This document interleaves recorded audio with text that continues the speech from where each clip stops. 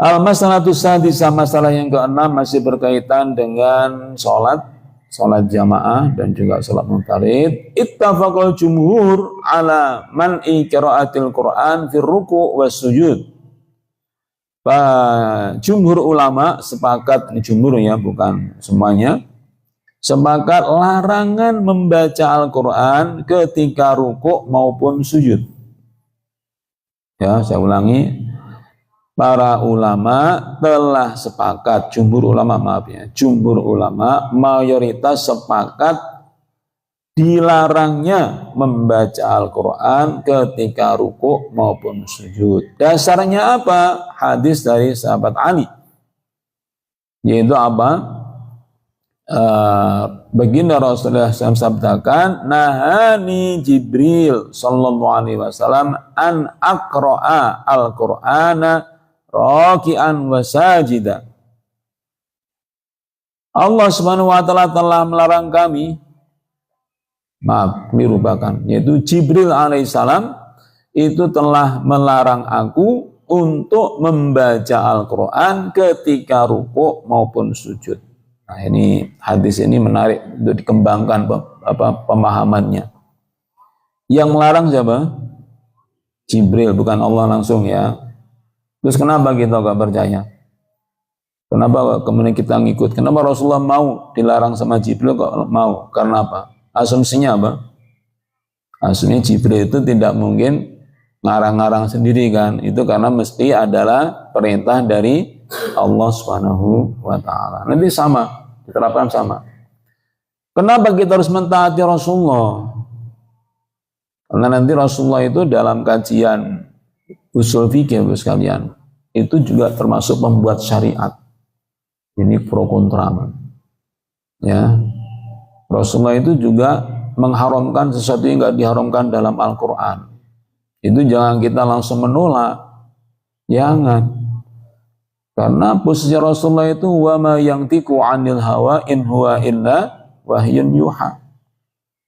Ya, Rasulullah itu mengharamkan sesuatu yang tidak diharamkan dalam Al-Qur'an. Misalnya Rasulullah mengharamkan menikahi dua orang perempuan, yaitu bibi sama ponaannya, itu dilarang.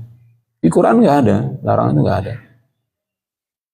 Apa kemudian itu ditolak karena itu berarti Rasulullah ngarang-ngarang sendiri. Wah, hati-hati kita kalau ngomong begitu. Ya, jadi dilarang merangkap ya. Menikah ya boleh aja, sampai 4 kan boleh. Tapi maksudnya kalau 2 aja, walaupun itu 2, tapi kalau ternyata satunya hubungannya ponaan sama bibinya, baik bibi dari jalur ibu maupun bapak, itu sama-sama diharamkan. Yang haramkan siapa? Bukan Quran, tapi siapa? Rasulullah SAW.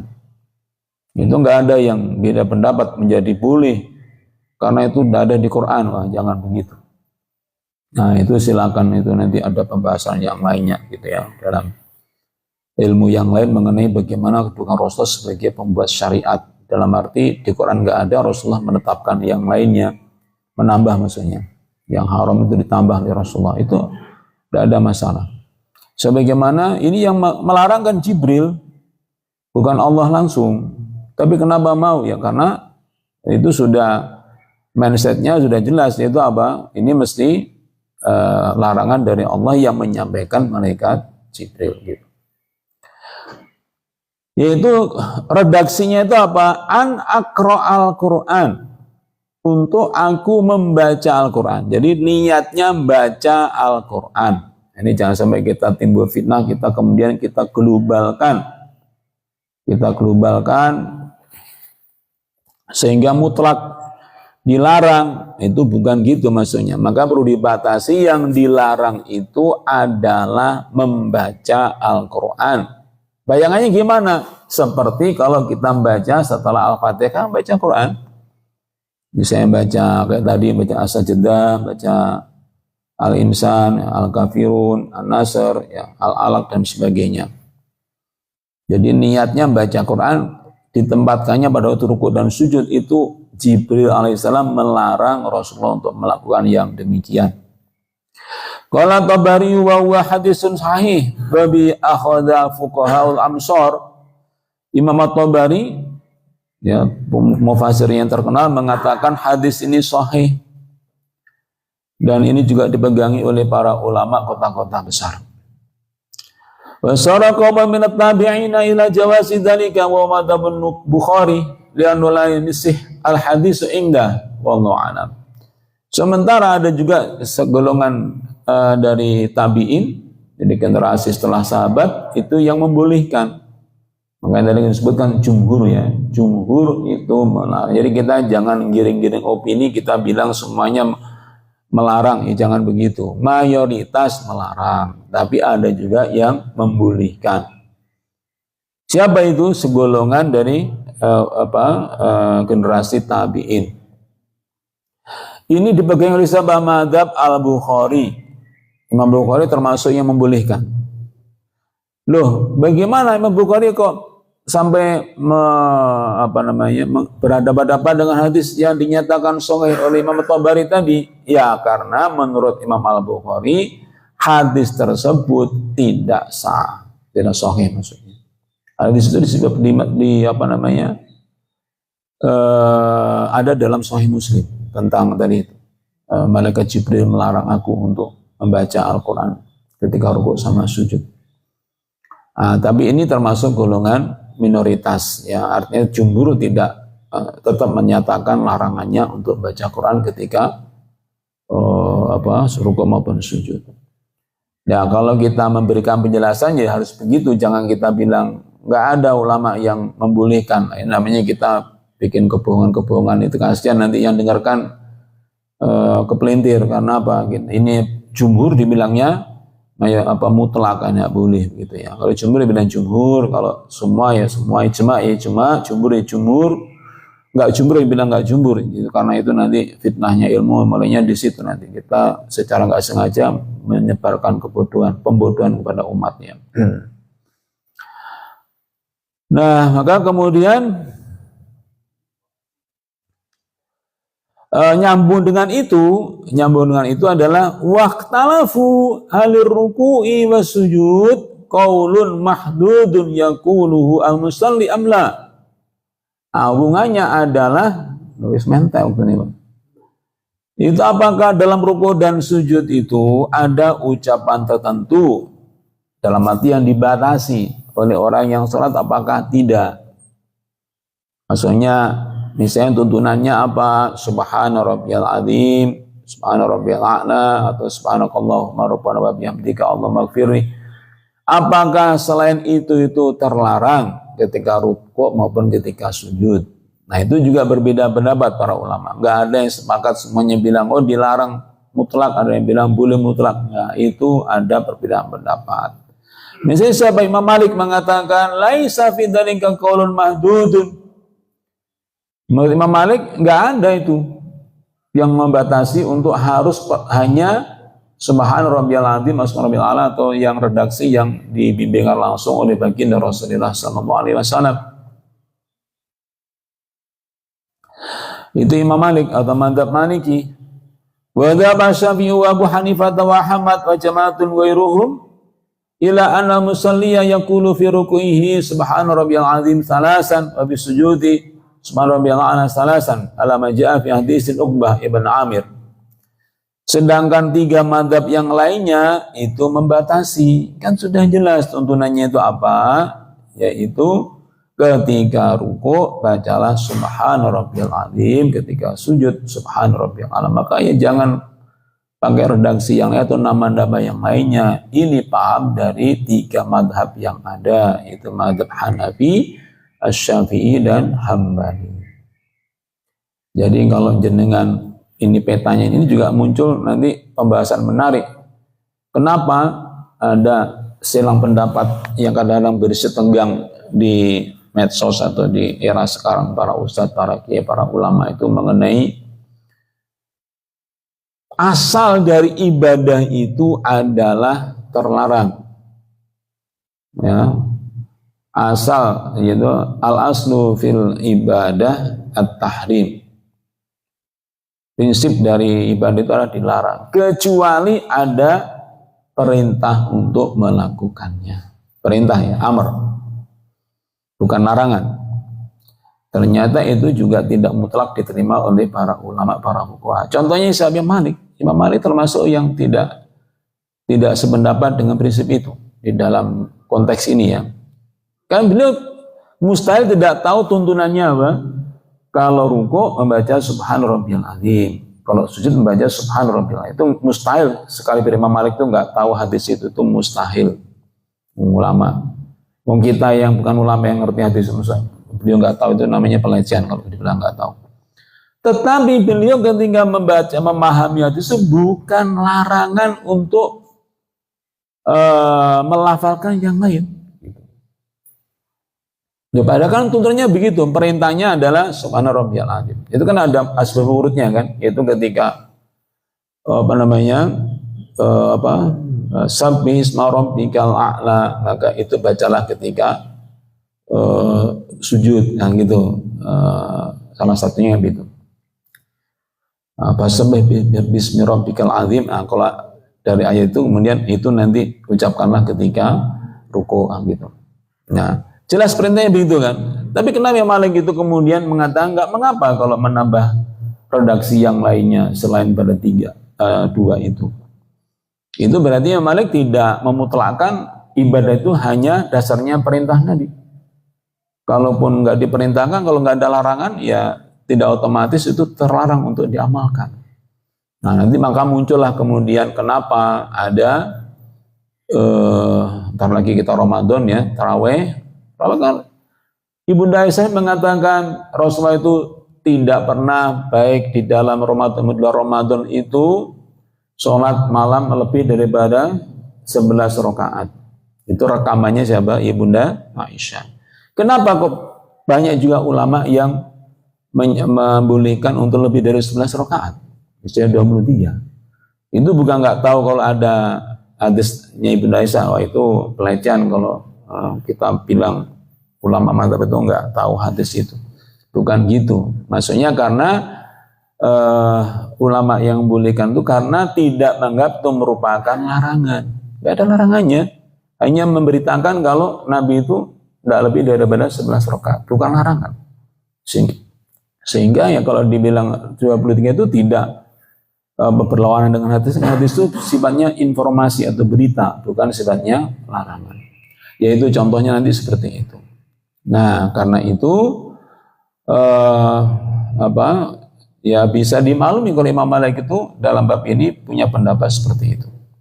Wa qala Tsauri ahabbu ilayya an yaqulaha al-imamu khamsan fi salatihi hatta yudrika alladhi khalfahu thalatha tasbihatin. Nah, ini sekarang menginjak kepada varian yang lainnya, maksudnya hikmah yang lainnya. Ini para imam. Ini salah satu himbauan dari Imam Tsauri itu apa? Kalau tuntunannya 3 kali salasan, tetapi Imam Tsauri mengatakan jangan 3, kalau jadi imam jangan 3 kali, tapi berapa? 5 kali. Tujuannya apa? Supaya makmum bisa berkesempatan 3 kali. Karena kalau sama-sama 3 kalinya bisa jadi kita sudah iktidal, makmumnya baru 2 kali atau sekali. Ya kan tidak mustahil karena mungkin gerakannya belum terirama kecepatannya atau kemudian lambat cepatnya dalam melafalkan, bisa jadi belum 3 kali sudah sami Allah liman hamidah. Maka kalau sampai 5 kali, itu aman untuk makmumnya. Ini juga sama. Imam Tsauri juga tidak menganggap 3 kali itu merupakan batasan. Yang gitu berarti. Imam Tsauri tidak memahami hadis maka bacalah subhanallah 3 kali. Nah, kata 3 kali itu bukan bersifat mutlak merupakan larangan. Kalau 4 kali jadi nggak sah atau batal sholatnya, bukan. Tapi itu adalah sifatnya bukan sampai mewajibkan, tapi sifatnya adalah sunnah gitu ya. Sehingga dipadukan dengan kepentingan yang lainnya untuk kesempurnaan salat jamaah, kekhusyukan makmum yang juga menjadi tuntutan dalam salat berjamaah. Akhirnya kemudian disarankan 5 kali. Wa sabab fi hadzal ikhtilaf mu'aradatu hadis Ibnu Abbas fi hadzal bab di hadis Uqbah bin Amir. Nah, kurang 3 menitnya. Adapun yang menjadi sebab perbedaan pendapat itu kenapa ada yang boleh, ada yang enggak boleh, ada yang 3 kali, ada 5 kali, ada yang boleh dengan ucapan yang lain, ada yang bilang nggak boleh, karena ada dua buah hadis yang sepintas nampak bertentangan antara hadis dari sahabat Ibnu Abbas dengan sahabat Uqbah ibn Amir. Yaitu apa?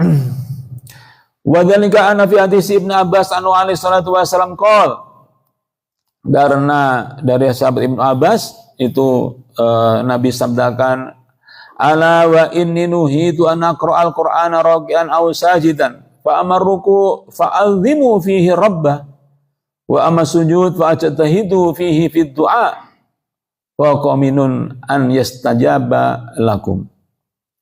Ibnu Abbas mengatakan bahwa Nabi sabdakan, ya ala, ketahuilah bahwa sungguhnya aku telah dilarang. Jadi bukan Nabi mengatakan melarang, Nabi, aku dilarang untuk baca Quran ketika ruku dan sujud.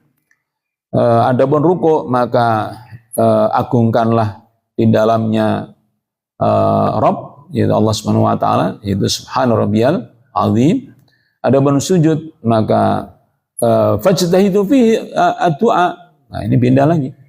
Adapun sujud maka perbanyaklah, sungguh-sungguhlah untuk berdoa di dalamnya. Nah, berarti kan tidak hanya subhana rabbiyal a'la gitu. Wa qaminun an yastajaba lakum, karena itu dengan doa ketika sujud itu adalah sangat layak untuk diijabah atau dikabulkan oleh Allah Subhanahu wa taala. Berarti menambah bacaan selain subhana rabbiyal a'la itu juga di dalam ini malah diperintah juga gitu, selain subhana rabbiyal a'la. Nah, itu juga salah satu pertimbangan yang lainnya kenapa Imam Malik tadi itu membolehkan selain daripada bahkan membaca Quran juga diperbolehkan. Nah, ada hadis satu yang dari Uqbah bin Amir annahu qala lamma nazalat fasabbih bismi rabbikal azim qala lana Rasulullah sallallahu alaihi wasallam ij'aluha fi ruku'ikum. Sebab turunnya hadis Nabi, kenapa Rasulullah memerintahkan untuk subhana rabbiyal azim, karena ketika turun ayat fasabbih bismi rabbikal azim, itu penutup surah apa lupa saya itu. Ada ingat tuh? Itu penutup surah apa? Fasabbih bismi rabbikal azim. Itu maka Nabi bersabda kepada kami, jadikanlah itu dalam rukuk kalian. Maka subhana rabbiyal azim. Dan tatkala turun surah Al-A'la, sabbih bismi rabbikal a'la, Nabi sabdakan ij'aluha fi sujudikum. Nah, itu jadikanlah itu di sujud kalian. Maka menjadi sunahnya apa? Subhana rabbiyal a'la. Nah, itu latar belakangnya. Wa kadhalika ikhtalafu fi du'a fi ruku' ba'da ittifaqihim ala jawazi as-sana'i 'ala Allah. Demikian juga para ulama berbeda pendapat tentang berdoa ketika ruku'. Bukan kalau sujud sudah tadi kan. Nah, itu tuntunannya letter luck ada, yaitu fa'aksiru minat du'a. Salah satu hadisnya aqrabu ma yakunu bain abdi wa rabbih hina sujud. Posisi yang dekat seorang hamba dengan Tuhannya adalah ketika sujud. Fa'aksiru minat du'a, maka perbanyaklah doa. Ada juga hadis demikian kama qala Rasulullah sallallahu alaihi wasallam. Nah, yang beda lagi apa? Doa ketika rukuk ini boleh enggak gitu? Kalau sujud dinyatakan boleh, bahkan disuruh ijtahidu, sungguh-sungguh dalam sujud, doa ketika sujud. Nah, kalau rukuk gimana? Ini ba'da ittifaqi ma jawazi sana Allah. Yang sudah disepakati adalah bolehnya banyak-banyak memuji Allah Subhanahu wa taala. Fakariya dzalika malikun hadis aliyin. Sedang Imam Malik itu memakruhkan ketika rukuk itu berdoa. Bukan bertasbih lah ya, bukan sejenis subhana rabbiyal azim, tapi isinya adalah memanjatkan doa. Annahu qala alaihi salatu wasalam wa amaruku fa'azimu fihi ar-rabba wa masud fajtahidu fihi ad-du'a. Ya, karena ada letter luck-nya yang direkomendasikan untuk bersungguh-sungguh untuk doa adalah ketika sujud, bukan ketika ruku'. Wa qala ta'ifatun yajuzu ad-du'a fi ruku'. Ada juga ulama yang mengatakan boleh juga ketika ruku' itu berdoa. Wahtaju bi hadis ja'a fiha anna Rasulullah sallallahu alaihi wasallam da'a fi ruku' wa huwa madhhab al-Bukhari. Karena ada hadis yang menyatakan Nabi itu pernah ketika ruku' itu berdoa. Ini dipegangi oleh madhhab al-Bukhari. Wahtaja bi hadis Aisyah karena Nabi sallallahu alaihi wasallam yang qulu fi ruku'ihi wasjudi subhanakallahumma rabbana bihamdika Allahumma ighfirli. Yang lebih letter luck adalah sebuah hadis dari Bunda Aisyah. adalah Nabi SAW ketika sujud maupun rukuk mengucapkan subhanakallahumma rabbana wa bihamdika Allahumma gfirli. Ya Maha Suci Engkau ya Allah, Rabb kami, dan dengan memujimu aku minta ampun. Allah maghfirli, ya Allah ampunilah aku. Kata Allah maghfirli kan merupakan doa gitu. Jelas-jelas sekali ada tuntunan rukuk sama sujud itu adalah ada doanya. Nah, maka inilah yang kemudian menjadi pegangan bagi mazhab ya yang membolehkan untuk rukuk, untuk berdoa. Wa Abu Hanifah la yujizu ad-du'a fi shalah bi ghairil alfadil Quran. Nah, Imam Abu Hanifah malah kemudian ya oke, kalau kita emang boleh berdoa ya rukuk ya sujud boleh, tapi doa sama rukuknya itu jangan dibebaskan, tapi yang bersumber dari Al-Quran, redaksinya itu misalnya apa? Rabbana dzalamna anfusana wa illam taghfir lana wa tarhamna lanakunanna Rabbana ighfir lana dzunubana israfana fi amrina wa tsabbit aqdamana, ada Rabbana ighfir lana wa li ikhwanina alladzina sabaquna bil iman, dan lain sebagainya lagi yang dasarnya dari Al-Quran. Ini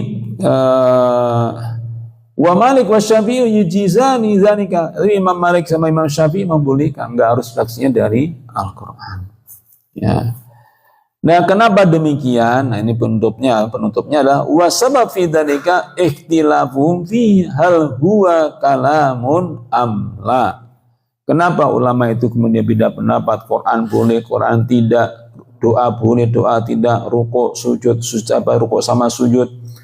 Kemudian harus ayat Quran apakah tidak? Karena ada hadis tentang larangan ketika sholat itu berbicara, ngomong. Karena ada hadis itu kan, dilarang ketika sholat dilarang melafalkan yang bukan merupakan lafalnya sholat. Walhasil sekalian, ini adalah dinamika yang semuanya bisa dimaklumi, dipahami kenapa terjadi perbedaan pendapat yang demikian, semata-mata karena perbedaan dalam memahami nas-nas yang ada. Khususnya dalam tema ini adalah murni urusan hadis, di Qurannya enggak disebutkan. Ini perbedaan pendapat ulama dalam memahami beberapa hadis Nabi, sehingga demikian. Nah, tadi di awal saya sampaikan sebagai penutup yaitu bahwa bagaimana kemudian ada di hari pertama disebutkan para jumhur ulama melarang untuk membaca Al-Quran, tetapi ujungnya malah disuruh untuk kalau berdoa, berdoalah dengan dasar ayat Quran. Inilah yang saya maksudkan. Yang dimaksud dilarang itu adalah rukuk sengaja misalnya membaca Al-Ikhlas, sengaja membaca misalnya Al-Bayyinah, membaca surah Al-Insyirah misalnya. Jadi memang judulnya baca Quran, itu yang jumhur melarangnya, tapi juga enggak mutlak ya, ada juga yang membolehkan. Nah, tetapi berarti apa? Berarti kalau kita melihat dalam kajian yang komprehensif ini ya berarti kalaupun kita ini berdoa mengambil sebagian dari ayat Quran itu tidak masuk larangan itu, karena judulnya bukan baca tapi apa? Berdoa. Isi doanya itu meminjam tanda kutip dengan redaksi yang ada dalam Al-Quran, sehingga judul awalnya bukan baca Quran tapi berdoa yang redaksinya itu diambil dari Al-Quran. Nah itu Rabbi habli minas sholihin, itu Al-Quran. Jadi kita baca itu bukan judulnya bukan baca tapi sedang berdoa, lafalnya yaitu menggunakan ayat Al-Quran. Maka itu menjadi tidak termasuk di dalam larangan jumhur membaca Al-Quran karena tidak sedang membaca tapi sedang berdoa.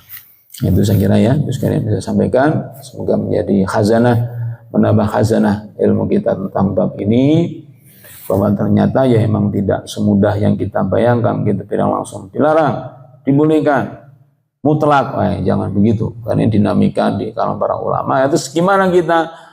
Saya katakan berulang-ulang, ya silakan jenengan pilih, jenengan mantap yang mana, tapi hormatilah yang berbeda. Karena apa? Bisa jadi suatu ketika jenengan juga membutuhkan mengamalkan hal tersebut dalam kondisi tertentu. Jadi nggak usah kita memutlak-mutlakkan sesuatu yang menjadi perbedaan pendapat di kalangan para ulama.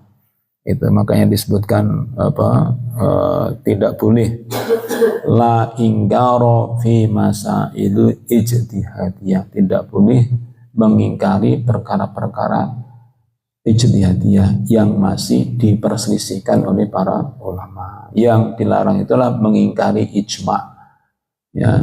Yang dilarang itu adalah mengingkari sudah ijma ulama, kita ingkari, itu yang nggak boleh. Tapi kalau masih beda pendapat, mari kita saling menghormati, tapi bukan kita nggak punya pilihan. Ya silakan dari penjelasan tadi yang mantap dengan yang mana.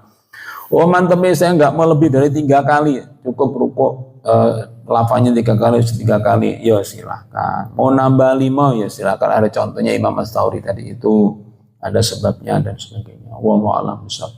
Itu saya kira ya. Mohon maaf karena waktunya. Kalau mendesak ya silakan tanya, kalau enggak ya mendingan kita tutup karena sudah masuk waktu subuh dari tadi. Kita lanjutkan sambil ngopi di beranda. Iya ya, saya kira gitu ya. Baik, saya kira demikian untuk sekalian. Mohon maaf ya. Kita tutup dengan doa. A'udzubillahi minasyaitonirrajim. Bismillahirrahmanirrahim. Allahumma salli ala sayyidina Muhammad wa ala sayyidina Muhammad walhamdulillahirabbil alamin. Allahumma qassim lana min khashyatika ma yahulu bainana wa bain ma'asika min ta'atika ma tuballighuna bihi jannatak wa min yaqini ma yahwin alaina bihi masaibat dunya wa mati'na bi asma'ina wa basarina wa quwwatina ma ahyaitana wa ja'al risamina wa ja'al sarana ala mudlamana wa ansurna ala man adana wa la taj'al musibatana fi dinina wa la taj'al dunya barhamina wa la mablagha ilmina wa la tusallit alaina man la yarhamuna. Rabbana atina fid dunya hasanah wa fil akhirati hasanah wa qina adzabannar. Subhanaka rabbil izzati amma yasifun wa salamun alal mursalin walhamdulillahi rabbil alamin. Subhanakallahumma wa bihamdika asyhadu an la ilaha illa anta astaghfiruka wa atubu ilaik. Nasrun minallah wa fathun qarib. Allahu hafiz ila qamit thariq. Wassalamualaikum warahmatullahi wabarakatuh.